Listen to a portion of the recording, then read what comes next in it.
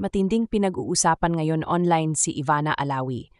Laman ngayon sa social media ang sikat na blogger at leading lady ni Coco Martin sa Batang Quiapo. Isa sa mga kumakalat na chika ay mawawala na o aalisin na daw si Ivana sa teleserye. Sabi sa isang post, sumagot ang PA ni Ivana at sinabing, "Opo, nakapag-last taping na po si Bubbles." Ang chika pa ay palagi daw hindi pwede ang aktres. Palagi daw kasing may lakad at ayaw daw nito kahit pakiusapan.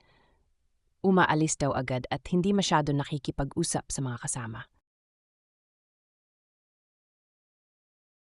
Nagbigay ng pahayag ang manager ng aktres na si Perry Lansingan sa Showbiz Sidelines Teleradyo Serbisyo.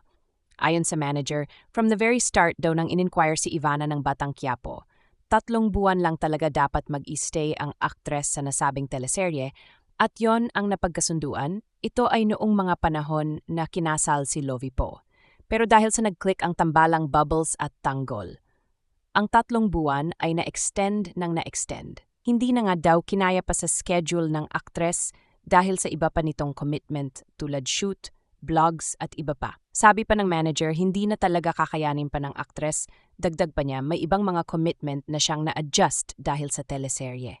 Kinumpirma din ng manager na walang kinalaman ang nasabing PA dahil ang lahat ng communication ay para lamang sa top management.